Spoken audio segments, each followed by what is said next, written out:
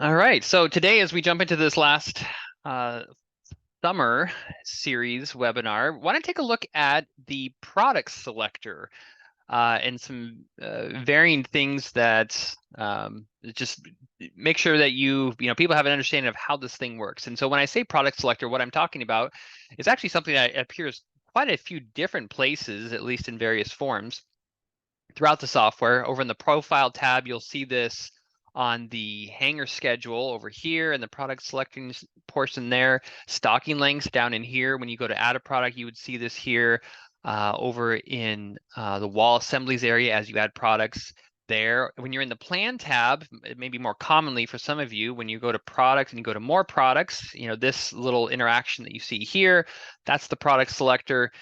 And then finally, over here in the project tab and material list, and this is kind of where we'll be playing today with it, is as you expand and look in packs and you have this product column, when you go ahead and click into this, into one of these fields, then you would be coming up with that product selector as well. So for example, if I click into vapor barrier right here, then you would be getting that. Now, as I get started, just a quick note about when you're over here in the material list, and that's a whole nother topic about using the material list, driving from the material list, something that like I've mentioned in other webinars, certainly something that you want to leverage. But just be aware that this list is navigatable by keyboard. So you can tab through these different fields. You can see the focus shifting around back and forth. If I want to come here to vapor barrier and tab into this, I could get here, and I don't necessarily need to use the mouse to open the product selector if I'm using this list. So if I use the down arrow, I can actually expand this and I can start to type into filter, and we'll talk about that in a moment, but I can actually open that and expand it, hit tab, make my product selection, make my entry here and continue on. So you can actually spend a fair amount of time just even on the keyboard right here without actually having to go to the mouse. And then finally, if you were just actually going to go and measure that from here, you can just use the Control M key while you have that set up. So if I was sitting over here and I hit Control M, or sorry, yeah, if I hit the measure command, let's see. All right, and so then you would be able to go from there and then make that measurement over here. Like my key is my item is now active here. Like that, and I could complete that, and then that would be linked back there to my vapor barrier as well. So different ways that you can navigate around. But now let's kind of jump more specifically into the product selector itself. When you expand the product selector, you obviously in the first column have all of the product families, but as you are likely aware, and hopefully are aware by now, there are lots of attributes. So for example, if I had some 2x10s for my floor joists, using the arrow keys on the keyboard, I can arrow to the right and I can get to the different species for that 2x10. If I arrow to the right again, using the arrow key on my keyboard, I can get to the grades, and then so on. I can go to things that might be more like the treatment, because milling and tongue and groove and coating, and it's about, for lumber, there's about like 9 different columns of stuff that you can get to and adjust. So maybe you've only ventured out as far as 1 or 2 columns for lumber, but just be aware there's a whole bunch there that you can adjust. Now, if you're used to using the arrow keys on the keyboard and you find that whenever you have to make an adjustment, then it's like you find that, oh, hey, now I have to hit the arrow key all the way over to the right-hand side to get to the end.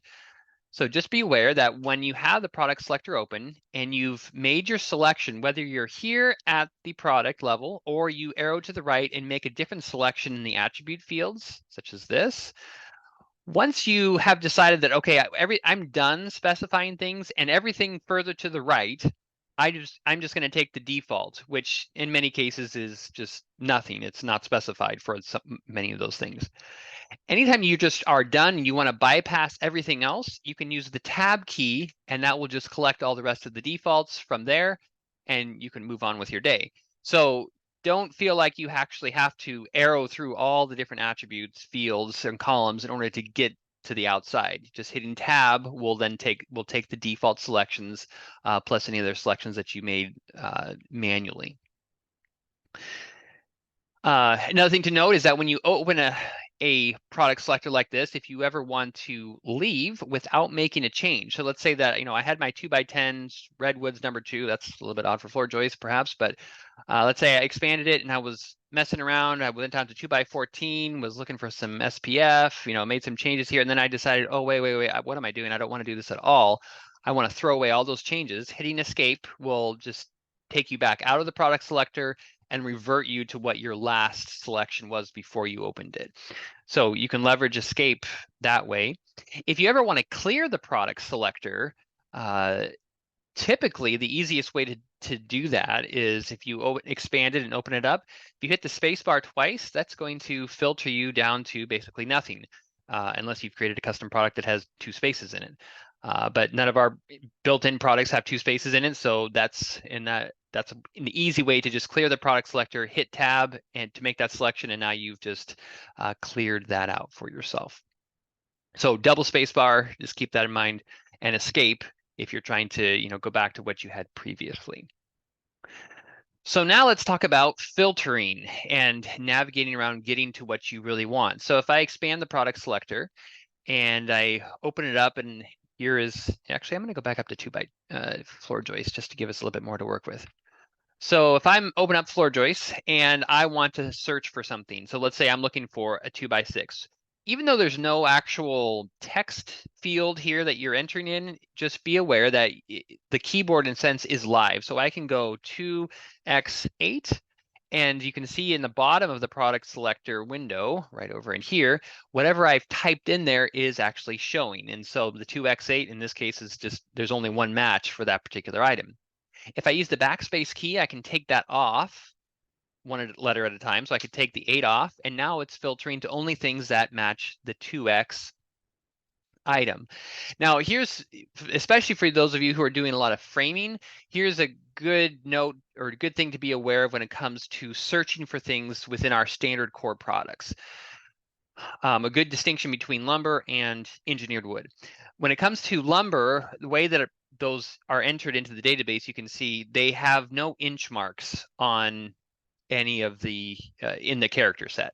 So if you're looking for a 4x10, then you don't have to bother mess with inch marks at all, because if you just do 4x, you're just going to arrive right there. So there's no inch marks on lumber type material.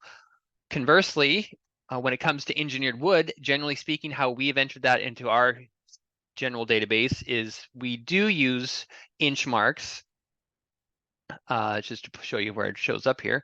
So we use inch marks on those engineered wood type products. So in case that's helpful to you as you are using filters and searching within that, just be aware of that particular distinction. Also be aware that not only can you search and filter within the context of the product families, once you make your product family selection, you can also use that same filtering within attributes. This is perhaps most interesting in the lumber realm.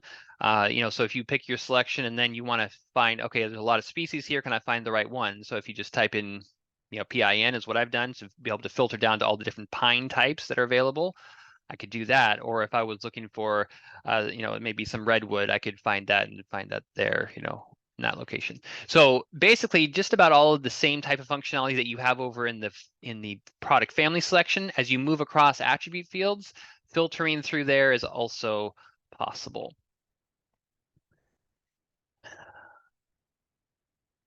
Now when it comes to, this is where we get to some other interesting things, especially for finding stuff.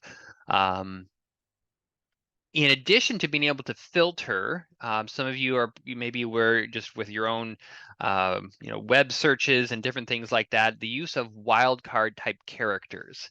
Many of those can be used in here as well. So, for example, if I wanted to, I wasn't sure exactly how the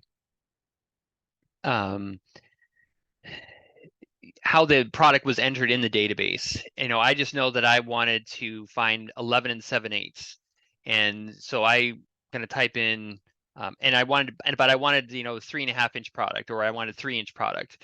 So I can type a 3, and then I can type an asterisk. And basically, what the asterisk does for you is it allows any number of characters in between what I just typed and what I want. So I can type in now 11. And now you can see we've filtered my product list down to, pretty significantly to things that are 3 inches and then 11/7/8 by adding the 3 and the asterisk and the 11 in between. So now, of course, I got some 1 3/4 stuff up here as well. But we could, filter that further and leverage that way. But just be aware of that one. That can actually be an extremely useful tool when you're kind of search for products. Is use the asterisk as sort of a placeholder for any number of character sets in between 2 particular strings that you're trying to search for. Another one that you can use would be the question mark in place of the asterisk. And what that's going to do is that actually is specifically only one character. So you could say, hey, there's a 3 and there's only one character, and then there's going to be a 1. So now, we seem to be looking for something that's more like, the 3.5 type stuff. So you can leverage those things as well. If you're interested in other things that you can do with wildcards and characters and things like that, here is an article in our knowledge base that actually goes over what I just showed you, as well as a few other ones. So I just put that into the chat screen there. So if you're interested in that, please check that out. Again, I didn't mention at the beginning of the conversation here, I'm still gonna touch on a couple of the items here, but feel free to use the Q&A portion on your webinar controls there. So if you have questions as we're going through here, reach out to that. Okay, so we've talked about product selector, filtering, using wildcards, how you can navigate through that, use the escape key to essentially undo what you've done, use a double space bar to clear this product selector. And now, maybe not directly related, but still related, would be, okay, how do you control 2 things as it relates to the product selector? One would be, how do you set what comes up by default? So for example, like on this, floor joist, right now, in this particular template, what's set up, I don't get any particular floor joist product. It's just showing up. And so how do I get the defaults? How do I control those, what pops up for me as I open those product selectors? So I'm going to jump over here to the profile, and I'm going to come to the usages tab. So if you want to change what the default is, you can do that at a couple different levels. One is that you can come here to say, I'm going to go to single application up here.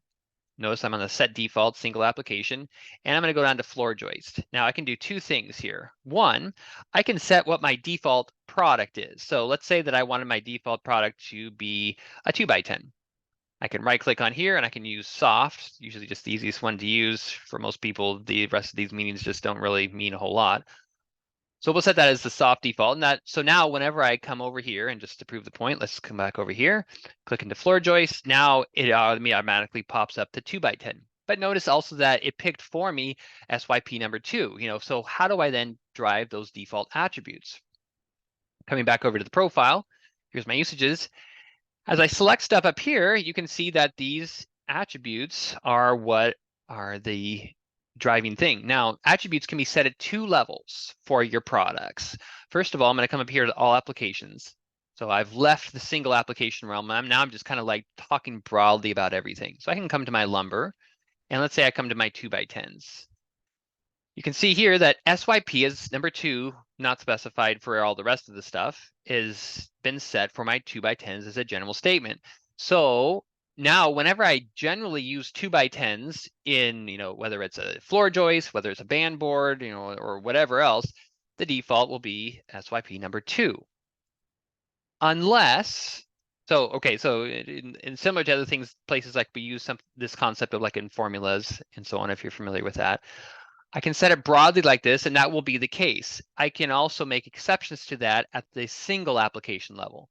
So let's say that I wanted my band board for, if that's available. So let's go over to single application, and let's come up to band board. And let's see if I can find, so here's my 2x10. You can see here the way this has been set up, you can see the red boxes, which indicate this is what would be coming from above, would be coming from that broad statement, but I don't want SYP number 2 for my band board. I want something more finish-like. So I've got this SPFP that I've picked there. So I have specifically said for my band board that I want this to be SPFP by right-clicking and making it soft. And so that's a quick look at it, and just for interest of time, I'm not going to go into, there's lots more that I could show you, but that's the general concept of setting defaults. And there's one more thing that I wanted to show you here as it relates to the product selector. And that is another big question that comes up from people at times is like, okay, that's fine, but I don't want to look at all of these different types of things in here. Like, I don't want to look at all these steel products as possible ways to, call my floor joist, or anywhere for that matter, because I just don't call steel. How do I get stuff out of my product selector that I just don't want to look at? So coming back over to the profile, again, we're still in usages. I'm going to come up here to the left-hand corner, go to the narrow mode. And I'm going to come back to all applications. This is usually the best place to do this. And just a quick comment: if you go overboard on this, you potentially can hit some efficiencies, or as far as how quickly the software responds if you really go overboard with like driving down to the nth details. But if you are just kind of stay up here in the narrow and all applications realm, you have some really cool wins here. So for example, let's say that my steel products, let's say that I don't call, maybe I call an occasional beam, but metal framing, I never call. So I can turn that off. And maybe I never call metal posts. I can turn that off. And lintels. Maybe I'll leave my beams in case I need it, but I never call angle iron. So now what I've done is assuming that I did this correctly, if I come back over and look at floor joists, you can see I no longer have those steel products showing anywhere in here because I've actually shut them off. Usually the big wins for people, the areas that you would want to visit, one would be siding, where you can turn off a whole bunch of manufacturers. Right now I have every manufacturer on in here, and undoubtedly you aren't using all of these. You're only using 2 or 3 or 4 of them probably. So, find the ones that you actually want to use, and the other ones you can just undo the checked box and you're going to take those all off. Another big one would be your hanger or hardware supplier. Some people use Simpson, some people USP. I'm guessing you probably aren't using both, at least for most of you. So you could turn off one of those, one or the others. So as you look through hanger applications and stuff, you're only seeing the ones that would be applicable to you. Engineered wood would be another big one that you could go through and adjust your manufacturers, based on what it is that you are actually using. And it seems like there was one more I was going to mention. Well, I guess I'm not remembering exactly, but yeah. So those are the big ones that I would encourage you to look at. Siding, USP and steel, or USP and Simpson rather comparisons. Engineered wood, and take a look and and apply that to as it is needed. So that kind of winds up that session there. If you have any questions, feel free to pop those into the Q&A section, and look forward to sharing some more of these training sessions with you in the future. Again, I'll just draw your attention to, if just put that back into the chat field there about that other class offering that we had. If you know somebody that you would like to pass that on to, that may benefit from a class like that, feel free to grab that link and pass that along to them. But other than that, thanks for taking the time and joining us today. Enjoy the rest of your afternoon, and we look forward to helping you more.